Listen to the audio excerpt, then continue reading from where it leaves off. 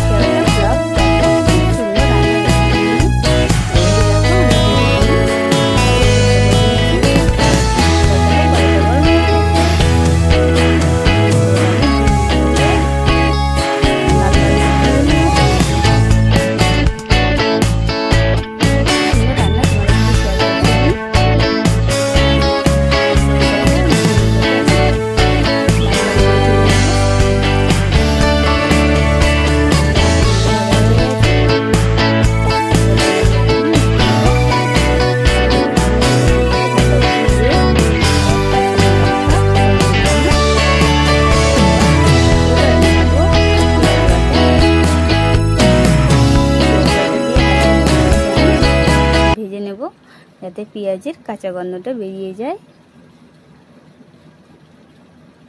আর দেখো আমি আলুটাকে এভাবে সেদ্ধ করে নিয়েছি। তো তারপরে দিয়ে দেব আদা জিরে বাটা। আদা জিরে বাটাটা দিয়েও ভালোভাবে আমি ভেজে নেব। তারপরে দেব রসুন। রসুনটা আমি বেটে নেইনি, আমি থেতো করে নিয়েছি হালকাভাবে। তো রসুনটা দিয়ে ভালোভাবে আমি ভেজে নেওয়ার পর দিয়ে দেব শুকনো লঙ্কা বাটা। শুকনো লঙ্কা আর কাঁচা লঙ্কা দুটোই একসাথে আমি বেটে নিয়েছি। এবার আমি ভালো করে মশলাটা কষিয়ে নেব। এবার দিয়ে দেবো স্বাদ মতো লবণ, পরিমাণ মতো হলুদ গুঁড়ো দিয়ে ভালোভাবে নেড়ে দিয়ে দেবো মশলা বাটার যে জলটা রেখেছি সেই জলটা দিয়ে আমি ভালোভাবে মশলাটাকে কষিয়ে নেব। দেখো আমি জলটা দিয়ে দিলাম। মশলাটাকে ভালোভাবে কষিয়ে নিতে হবে।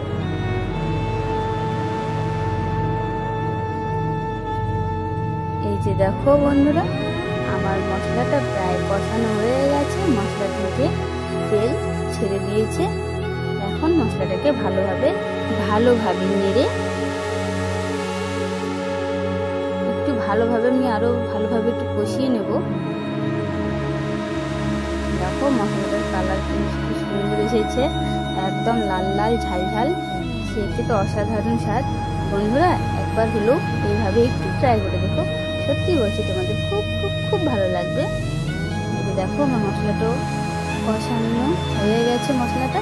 এবার দিয়ে দেবো ওই যে ডিম আর আলু আমি একসাথে সেদ্ধ করেছিলাম, সে আলুটা আমি দিয়ে ভালোভাবে নেড়ে বা ভালোভাবে কষিয়ে নেব। আর আলুটা প্রায় সেদ্ধ। আমি কিন্তু আলুটাকে হালকাভাবে সেদ্ধ করে নামিয়ে নিয়েছি। ভালোভাবে নেড়ে ভালোভাবে নাড়তে হবে তরকারিটাকে।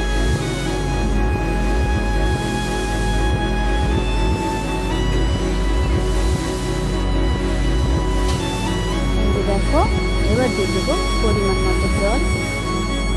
আমি তো বেশি আলুটা সেদ্ধ করিনি ডিমের সাথে, সেই জন্য আমি জলটা একটু বেশি দেবো। এবার আমি ঢাকা দিয়ে ঢেকে দেবো 4 থেকে 5 মিনিটের জন্য। আর এই যে দেখো আমি আবার কিন্তু ঢাকাটা সরিয়ে তোমাকে দেখিয়ে দিলাম। আমি আবার ঢাকা দিয়ে দিলাম। দিয়ে দেখো কত সুন্দর হয়েছে। এখনো কিন্তু হয়নি তরকারিটা আমার। এখন আমি ভালোভাবে কষিয়ে নেব।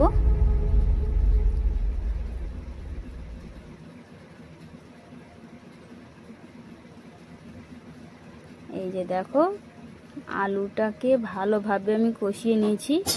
কতটা তেল ছেড়ে দিয়েছে দেখো তোমরাই। ও বন্ধুরা, যদি ভিডিওটা ভালো লাগে অবশ্যই লাইক করো, কমেন্ট করো, শেয়ার করো আর চ্যানেলটাকে সাবস্ক্রাইব করে আমার পাশে থেকো। আর কথাতে কোনো কিছু যদি ভুল হয়ে যায় অবশ্যই তোমরা নিজের মনে করে ক্ষমা করে দিও আমাকে। এই যে দেখো মশলা থেকে তেল ছেড়ে দিয়েছে। আমার আলুটাকে ভালোভাবে কষানো হয়ে গেছে। এইভাবে একটু ডিম রান্না করে খেয়ে দেবো, সত্যি বলছি তোমাদের খুব ভালো লাগবে।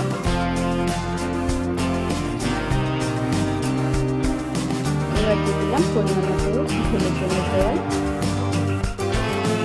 জলটা দিয়ে ভালোভাবে নেড়ে আবার ঢাকা দিয়ে দেবো 2 থেকে 3 মিনিটের জন্য।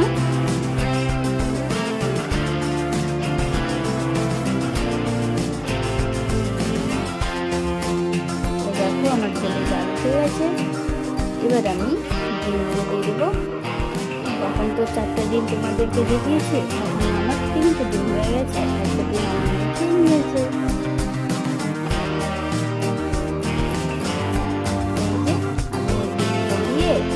ভালোভাবে 2 থেকে 3 মিনিটের জন্য দেখো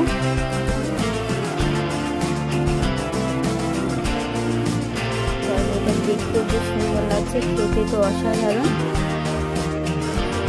একদম। বন্ধুরা এইভাবে একটু ট্রাই করো। ও বন্ধুরা যদি ভিডিওটা ভালো লাগে অবশ্যই লাইক করো, কমেন্ট করো, শেয়ার করো আর চ্যানেলটাকে সাবস্ক্রাইব করে আমার পাশে থেকো। এই যে দেখো আমার তরকারিটা প্রায় হয়ে এসেছে।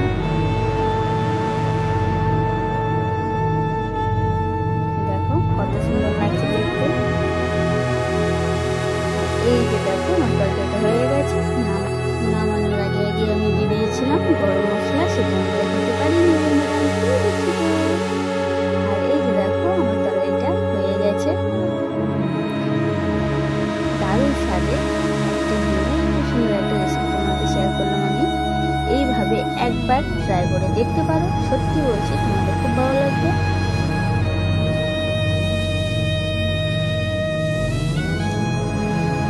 কত সুন্দর লাগছে দেখতে, খেতে তো অসাধারণ। একবার হলো ট্রাই করো তোমরা, সত্যি বলছি ভালো লাগবে। বন্ধুরা আজকের ভিডিওটা আমার এখানে সমাপ্ত করছি। দেখা হবে আমার ভিডিওটাও প্রায় শেষের দিকে। বন্ধুরা রান্নাটা কেমন লাগলো অবশ্যই জানাবে, আর ভিডিওটা কেমন লাগলো অবশ্যই জানাবে।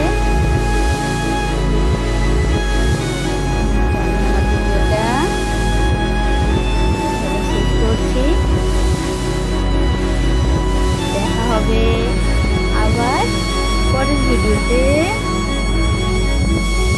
ততক্ষণে আমার সকল বন্ধুগুলো সুস্থ থেকো, ভালো থেকো। আমি এখন বিদায় নেব।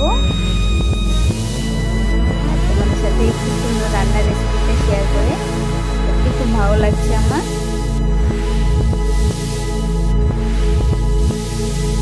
ভিডিওটা এখানে সমাপ্ত করছি বন্ধুরা। সকলে সুস্থ থেকো, ভালো থেকো। টাটা, সবাইকে অসংখ্য ধন্যবাদ।